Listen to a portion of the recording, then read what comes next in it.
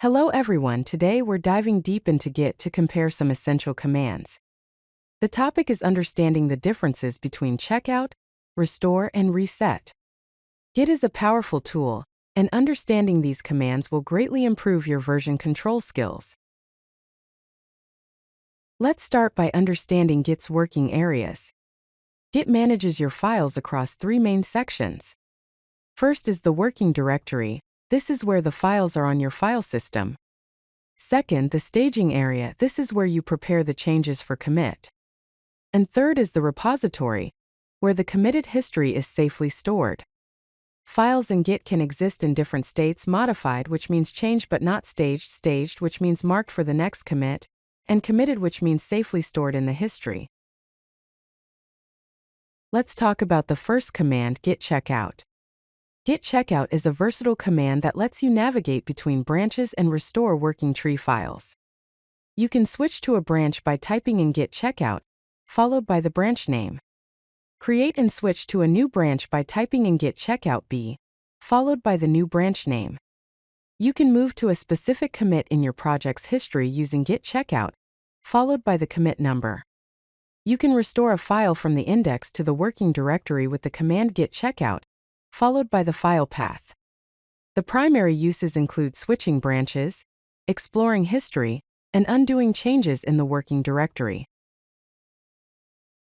Now let's move on to the next command, Git Restore. Git Restore is a newer command, introduced in Git version 2.23, specifically designed to undo changes in the working tree and staging area. To discard changes in the working directory, type in Git Restore, followed by the file path. To unstage changes while keeping them in the working directory, type Git Restore, staged followed by the file path. You can restore a file from a specific commit by typing Git Restore, source equals head_1, followed by the file name.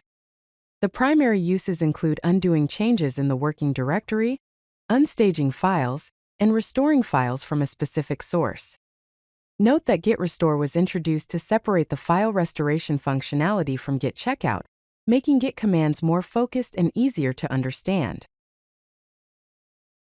Now let's move on to the third command, Git Reset. Git Reset is a powerful command that updates the branch reference and optionally modifies the staging area and working directory. To move the branch pointer but keep changes staged, type Git Reset, soft head_1.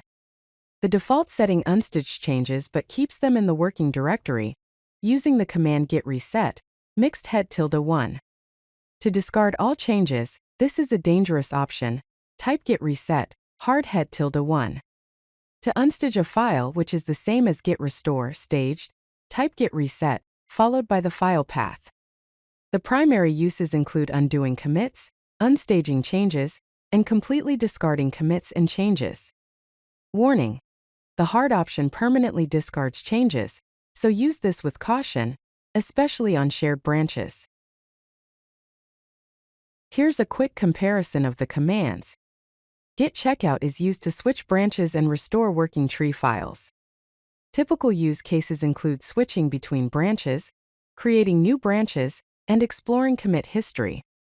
Git Restore is used to restore files in the working tree and staging area. Typical use cases include discarding local changes, unstaging files, and restoring files from specific commits. Git Reset is used to update branch references and optionally modify the working tree. Typical use cases include undoing commits, unstaging changes, and completely discarding commits and changes. Let's examine some common scenarios for using these commands. The first scenario is switching branches. When you need to switch between branches or create a new branch, you can use the commands Git Checkout main and Git Checkout B feature branch.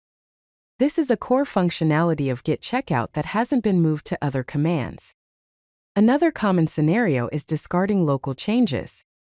When you want to discard changes in your working directory, you can use the command Git Restore file.txt, which is the modern approach, or Git Checkout file.txt, which is the traditional approach.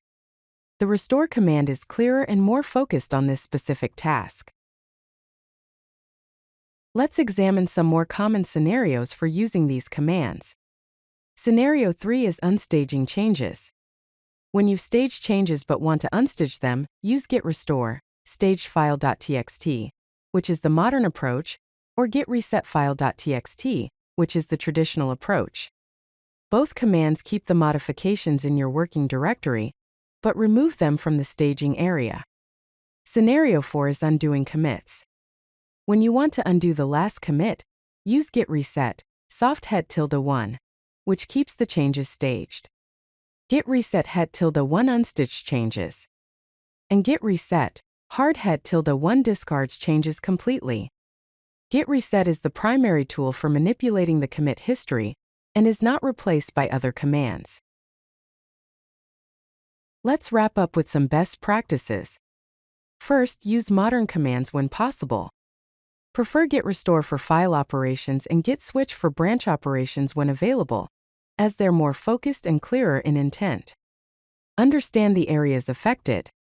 Always be aware of which Git areas, the working directory, the staging area, and the repository your command will modify before executing it.